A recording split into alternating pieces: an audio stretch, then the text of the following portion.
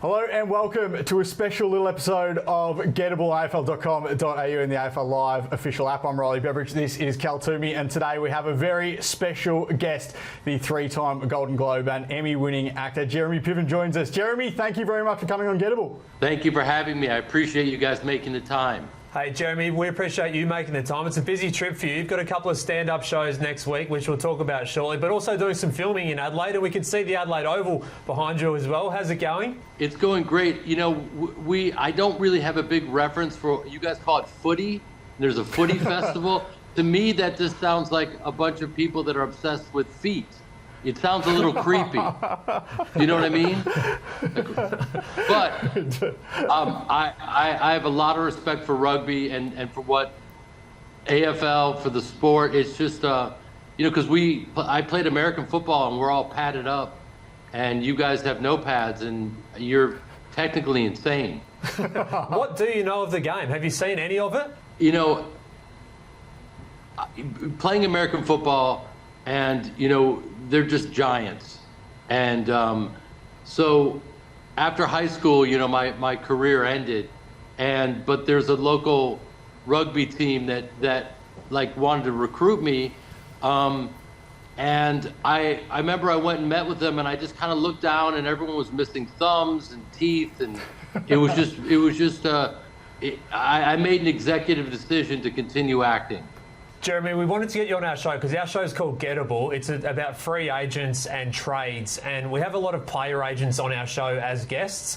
So we know your alter ego across a glorious time in your career was as ARI Gold in Entourage. So we wanted to see what advice you give, knowing Ari's character so well, to the player agents out there in the AFL. How to handle the big names, how to handle maybe the more journeymen like Johnny Drama, the Vince and Johnny, you know, schism between those two. What's it like? You know, I think, you know, it's interesting because one of the biggest variables, as you guys know, is your attitude and grinding. And, you know, players have a finite amount of time. And ARI Gold, I stole one of his lines, Ari Emanuel, who it's based on, you know, who owns the UFC and whatnot. And one of his lines, I remember an actor came up to him and said, "You're my agent and I haven't heard from you in months." And he said, "I don't represent talent, I represent temperature, and you're not hot. So why I call you?" Excuse me for swearing, I apologize.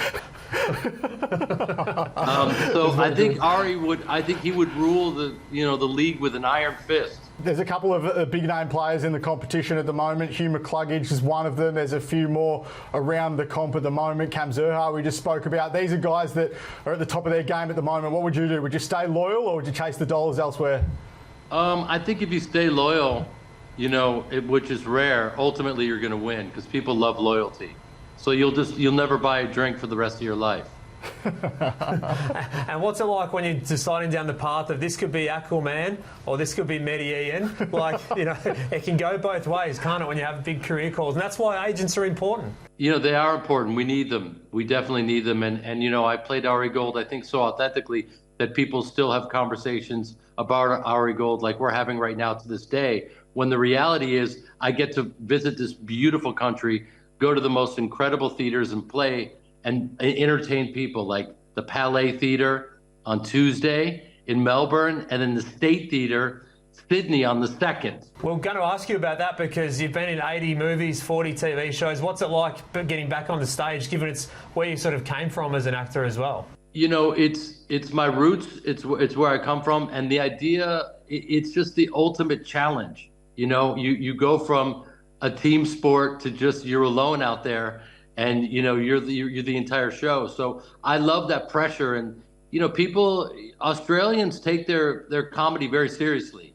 So it's an honor. You know, I want all the haters, all the doubters, and all the that being said, I have to say this. I've felt nothing but love in Australia.